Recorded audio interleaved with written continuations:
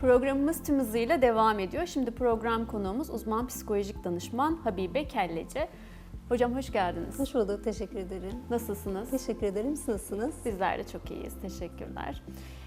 Hocam şimdi toplumdaki çok büyük bir problem olan aslında öfkeyle ilgili bir sohbet gerçekleştireceğiz ama hemen hemen birçoğumuz ya buna maruz kalıyoruz, bu öfke problemine, veya işte kendimiz de farkına varmadan bu öfke sorununu yaşıyor oluyoruz. Bu öfke kontrolümüzü nasıl sağlarız veya buna maruz kalmamak için neler yapmalıyız? Neden günümüzde özellikle bu problem olmaya başladı? Evet. Şöyle, çok haklısınız. Bununla alakalı çok da fazlasıyla soru geliyor. Hiç güncelliğini yitirmeyen de bir konu öfke konusu. Sürekli neden öfkeleniyoruz, neden öfkeye maruz kalıyoruz, neler yapabilirizin sorularını gerek psikoterapi ortamlarında, gerek seminerlerde, gerekse sosyal ortamlarda çokça duyuyoruz.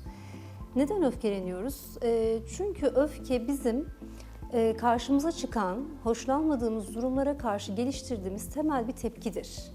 Sinir sistemimizin bir bölümü aslında biz fark etmediğimiz durumlarda bile sürekli etrafı tarar ve herhangi bir tehdit var mı, bizim için güvenliğimizi tehlikeye sokacak bir durum var mı diye bunu tespit etmeye çalışır.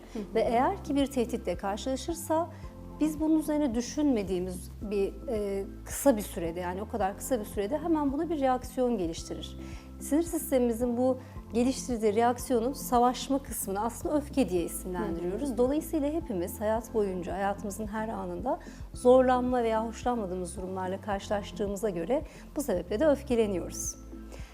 Evet, öfkeyi yalnız nasıl aşabiliriz ya da öfkeli tavırlara nasıl karşı çıkabiliriz ya da buna karşı nasıl mesafe koyabiliriz sorunuza gelecek olursak, bununla alakalı olarak aslında belki şuradan bakmak lazım. Öfke duygusu çok temel bizim varoluşumuzda olan bir duygudur ve bu duyguyla bir mücadele halinde olmak ya da öfkeden kaçmaya çalışmak, sanki bir düşmanmış gibi algılamak aslında belki de temel yanlış yaklaşımlarımızdan birisi. Çünkü böyle baktığımız için, bu şekilde yaklaştığımız için öfkeyi genelde baskılamaya çalışıyoruz. Ve dolayısıyla da baskılanmış, tanımlanmamış, düzenlenemeyen öfke dışarıya çok kontrolsüz bir şekilde çıkabiliyor ve hatta şiddet boyutuyla çıkabiliyor. Bu sebepten dolayı da sanki mutluluktan farklı bir şeymiş, üzüntüden farklı bir şeymiş gibi öfkeyi algılama eğilimimiz oluyor. Daha erken yaşlardan itibaren, çocukluk döneminden itibaren öfkeli davranan bir çocuğa mesela öyle yapmaması gerektiğini öğretmeye çalışıyoruz. Ya da belki biz de sert ve cezalandırıcı yaklaşımlar içine giriyoruz. Bu durumda öfkeyi yönetme becerisini de geliştirememiş oluyoruz. Bu noktada önce belki öfkeyi tanımak, öfkenin doğal bir duygu olduğunu kabul etmek, hatta öfkenin bir düşman değil de bizim hayatımızı güvende geçirebilmemiz, onurlu bir şekilde sürdürebilmemiz için sınırlarımızı çizebilmemiz, ihtiyaçlarımızı ifade edebilmemiz için bize verilmiş bir beceri olduğunu belki de fark ederek, öfkeyi önce kabul ederek belki başlamak bu noktada iyi bir adım olacak diye düşünüyorum. Öfke konusu filmlere de konu olmuş bir konu. Evet. Yani pek gerek yerli yapımlarda gerek yabancı yapımlarda hep karşılaştığımız bir şey. Peki öfkeden kurtulmak mümkün müdür?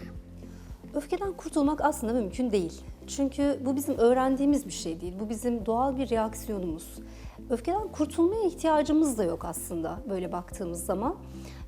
Ve öfkeyi yok etmek ya da ondan kurtulmakla ilgili bazen görüyoruz. Çeşitli yayınlarda, yazınlarda anlatanlar da oluyor bu konuda. Belki de çok da bilinçli olmadığını düşündüğüm bir bakış açısı bu benim. Öfkeden kurtulabiliriz, kendimize öfkeli olmamayı öğretebiliriz, sevgiyle bunu yenebiliriz gibi. Bir takım, bir grup insan da bunu ciddiye alıyor ve sonrasında bizim karşımıza şöyle tablolar çıkıyor. Uzun bir süre ya da belki belli bir süre öfkelenmemeye çalıştım, kurtulmaya çalıştım ama ondan sonra öyle bir patlayıcı tepkiyle ortaya çıktı ki öfkem, keşke hiç bunu engellemeye çalışmasaydım çünkü çok daha kırıcı ve yıkıcı oldum diye. Dolayısıyla burada bizim aslında öfkeyle değil de öfkenin kontrol edilememesiyle ilgili ve hatta şiddetle ilgili bir derdimiz var. Bunu ayırt etmek belki de çok daha önemli olacak diye düşünüyorum. Yani öfkelenmek son derece normal bir duygu mu aslında?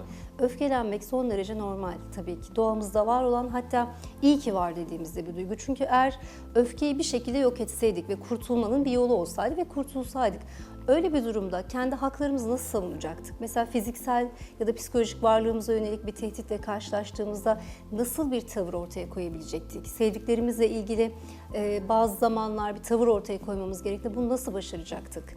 Kendimizi nasıl, ihtiyaçlarımızı nasıl ifade edecektik? Böyle baktığımızda öfke tabii ki çok doğal hem de bizim çok da ihtiyaç duyduğumuz temel bir becerimizdir diyebiliriz. Ama bir de şu yönü var işin, yani aslında mülayim insanlar ya da relax insanlar mı diyeyim ya da böyle yumuşak tavırlı insanlar hep toplum tarafından kabul görür. Ama Evet. öfkeli insanlar ise daima böyle itilen kakılan bir anlamda sıkıntı yaşayan insanlar. Toplumdan çok da fazla şey görmezler. Yani demek ki öfkenin de bir sınırı olması lazım. Yani şiddet orada bir sınır aslında ama yani öfkeli insanlar kimse hoşlanmaz. Evet, aslında Fatih Bey bu söylediğiniz şey çok çok kıymetli. Çünkü toplumda uyumlu insanı çok fazlasıyla örneklemek ve takdir etmek de aslında bir yerde öfkeyle bizim doğru şekilde tanışmamızı ve öfkeyi düzenleme becerimizi geliştirmemizi de aslında engelleyen de bir durum. Çünkü kendimize dair az önce tarif ettiğim şekilde sağlıklı sınırlar çizebilmekle ilgili kısmı öfkenin tabii ki çok değerli. Öfkenin kontrol edilemeyişi boyutu aslında bir sorun ya da şiddet boyutu bir sorun. Ama öfkenin kendisiymiş sanki sorun ya da sağlıklı bir insan öfkelenmezmiş, iyi bir insan, uyumlu bir insan öfkelenmezmiş gibi bir bakış açısı aslında bu duyguyu tanımak ve bununla ilgili düzenleme becerilerimizi geliştirmeye dair bizi zayıflatıyor. Direkt yok sayma ve bastırma eğilimine giriyoruz. Bu noktada bunu ayrımı yapmamız gerekiyor. Bir yandan da şu da var. Toplumda her ne kadar hani uyumlu insanlar tercih edilir diye konuşsak da aslında öfkeli toplumların şöyle bir özelliği de var. Aslında şiddeti teşvik de ediyor bir yanda. Yani mesela sesi yüksek çıkan, kendini çok güçlü şekilde ifade eden insanların da çokça ne diyelim belki tercih edildiği durumlar da söz konusu ve bundan dolayı da belki hani bizim bazı sözlerde vardır işte eline masaya vurmak, kendini ifade etmek bu tarz durumlar da var. Bu da bazen öfkeli olmayan insanları sırf kendini ifade edebilmek, o toplumda bir yer edinebilmek, kendini duyurabilmekle ilgili şiddet tepkisi, öfke tepkisi göstermeye belki de mecbur da kalıyor. Bu anlamda aslında hani öfkenin şiddet boyutu tabii ki de ayırt edilmeli ve kontrol etme boyutuyla ilgili kendimizi geliştirmeliyiz. Öfkeyi kontrol edemediğimiz noktada şiddet zaten herhalde ortaya çıkıyor ister istemez ama bu öfke ile şiddeti nasıl ayırt edebiliriz? Çünkü bizler çoğu zaman bu öfkeyi aslında şiddet zannediyoruz veya işte şiddet durumunu öfke zannediyoruz. Bunun ayrımını çok yapamıyoruz. Öfke ile şiddeti nasıl ayırt ederiz? Bir ikincisi de şiddeti önleyebilir miyiz? Evet. Nasıl önleriz? Evet, öfke ile şiddeti ayırt etmek için belki şuradan bakabiliriz. Öfke tepkisi kişinin kendisine yönelik bir tepkidir. Kendi ihtiyaçlarını ifade etmekle, kendi sınırlarını çizmekle ilgili bir tepkidir. Örneğin maruz kaldığımız bir davranış karşısında bundan hoşlanmadığımızı söylemek, bunu hak etmediğimizi ifade etmek. Bunlar tamamen kendimizi anlatmaya yönelik. Farkındaysanız hakaret, rencide etme, utandırma gibi bir içerik yok burada. Ama şiddet karşı tarafa odaklıdır. Şiddette karşı tarafı eleştirmek, rencide etmek, onun canını yakmak, intikam almak gibi içerikler vardır ve şiddet sorunu çözmek yerine aksine tırmandırır ve yıkıcıdır. Tavırlarımızı belki de ya da bir başkasından bize yönelik bir tavrı belki de bu gözle inceleyecek olursak öfke ve şiddet arasında temelde bir ayrım yapabiliriz. Şiddeti önleme konusuna gelecek olursak şiddeti önlemekle ilgili iki temel noktanın altını çizmek faydalı olur diye düşünüyorum ben. Bunlardan ilki şiddete karşı bakış açımız. Bu bir temelde bir tarz olarak bunu ifade ediyorum. Eğer şiddete karşı çıkmakla ilgili, şiddeti istememekle ilgili bir düşüncemiz varsa burada önce amasız, fakatsız, net bir şekilde şiddetin bir yol olmadığını kabul etmek ve oraya giden yolları tamamıyla tıkamak gerekiyor olacak, lazım olacak. Bu noktada bunu sadece düşünce bazında değil, tavırda da aynı şekilde.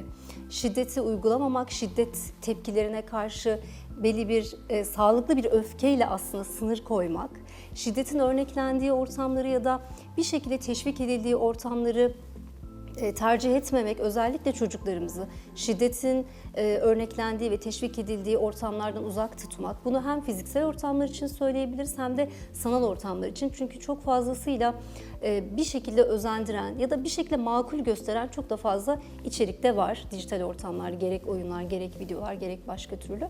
Bunlarla ilgili olarak da belirgin bir tavır çizmek de çok çok önemli şiddeti önlemekle ilgili. Diğer boyutundan da bahsetmem gerekirse bunu bir terazinin kefesi gibi düşünelim. Hemen bunu dengeleyen ikinci bir şey de öfkeyle alakalı olarak öfkeyi yönetebilme becerimiz, tanıma ve yönetebilme becerilerimizi geliştirme konusunda bir gayret içinde olmak. Çünkü öfke çok güçlü bir duygudur ve onu fark edip yönetmediğimizde çok yıkıcı bir şekilde dışarıya çıkıp kendini ifade etme durumu söz konusu olur. Ve bir insanın belki de hayat boyunca en temel gelişim görevlerinden bir tanesi ve zorlu gelişim görevlerinden bir tanesi duygularını fark etme ve onu düzenlemeyi öğrenebilmektir. Bu anlamda öfkeyle alakalı bir farkındalık gayreti içerisinde olmak da şiddeti önlemek için ikinci bir başlıktır diyebiliriz.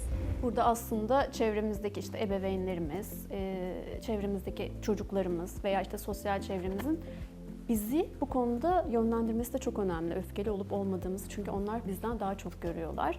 Onlar bizleri yönlendirirse sizin gibi uzmanlara biz daha kolay ulaşabiliriz. Evet, tabii diye ki. düşünüyoruz. Evet, tabii ki. Peki hocam, verdiğiniz bilgiler için çok teşekkür ederiz. Ben Çok teşekkür keyifli bir ederim. sohbetti. Ben teşekkür ederim. Sağ olun. Efendim, bugün program konuğumuz uzman psikolojik danışman Habibe Kelleci'ydi. Kendisinden çok faydalı bilgiler aldık. Tekrar teşekkür ediyoruz kendisine verdiği bilgiler için. Programımız tüm hızıyla devam ediyor.